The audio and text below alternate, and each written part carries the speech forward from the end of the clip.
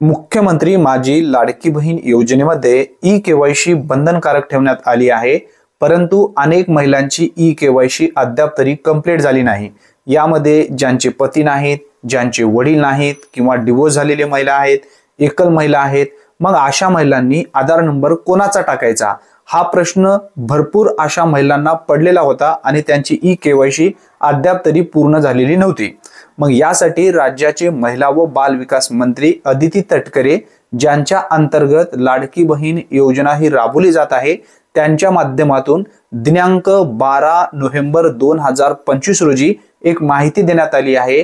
ज्या महिलांचे पती नाहीत, ज्या महिलांचे वडील नाहीत, ज्या महिलांचे डिवोर्स झालेले आहेत, अशा महिलांनी त्यांचे डेथ सर्टिफिकेट किंवा डिवोर्स सर्टिफिकेट हे त्यांना जोडायचं आहे।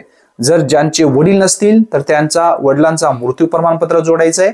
त्यानंतर ज्या महिलांचे पती नाहीत त्यांच्या पतींचा मृत्यू प्रमाणपत्र जोडायचं आहे। ज्या महिला डिवोर्स झालेली आहेत त्यांचा डिवोर्स झालेला सर्टिफिकेट जोडायचं आहे आणि त्यांचा स्वतःचा आधार नंबर टाकायचा आहे। आता लाडकी बहीण योजनेच्या जे काही अधिकृत पोर्टल आहे ई-केवायसी करण्याचा, त्या पोर्टलवरती जायचं आहे। पतीचा किंवा आधार नंबर ज्या ठिकाणी तुम्हाला टाकण्यासाठी सांगण्यात आलेल्या होत्या त्या ठिकाणी एक ऑप्शन ऍड होणार आहे। त्या ठिकाणी तुम्हाला त्यांचा सर्टिफिकेट डाउनलोड करायचा आहे, म्हणजे जोडायचं आहे। सर्टिफिकेट जोडल्याच्या नंतर तुमची ई-केवायसी प्रक्रिया 100% त्या ठिकाणी सक्सेसफुल होईल। जेव्हा ही प्रक्रिया सुरू होईल, आज दिवसभरामध्ये त्या ठिकाणी एक ऑप्शन ऍड होईल किंवा ऍड सुद्धा झालेला असेल, त्या ठिकाणी जाऊन तुम्ही पाहू शकता।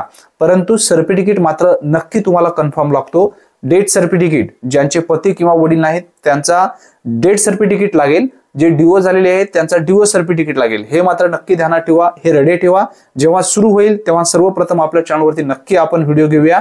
तो व्हिडिओ पाहून व्यवस्थित तुम्ही ई-केवायसी करून घ्याल। त्यासाठी आत्ताच आपल्या चॅनलला सबस्क्राइब करून ठेवा, म्हणजे सर्वप्रथम तो व्हिडिओ मिळेल तुम्हाला आणि ई-केवायसी सहजरित्या तुम्हाला करता येईल। 18 नोव्हेंबर ही शेवटची तारीख ठेवण्यात आलेली आहे। 18 नोव्हेंबरच्या आतच आपल्याला ई-केवायसी करायची आहे। ऑप्शन ऍड झाल्याबरोबर लगेच आपण त्या संदर्भात व्यवस्थित माहितीचा एक व्हिडिओ घेऊया। ही एक महत्त्वपूर्ण माहिती असल्यामुळे जास्तीत जास्त महिलांपर्यंत नक्की हा व्हिडिओ शेअर करा। चॅनलवरती जर तुम्ही पहिल्यांदाच आला असाल तर चॅनलला सबस्क्राइब करून ठेवा। धन्यवाद। पुन्हा भेटूया नवीन व्हिडिओमध्ये नवीन माहितीसह। तोपर्यंत जय हिंद, जय महाराष्ट्र।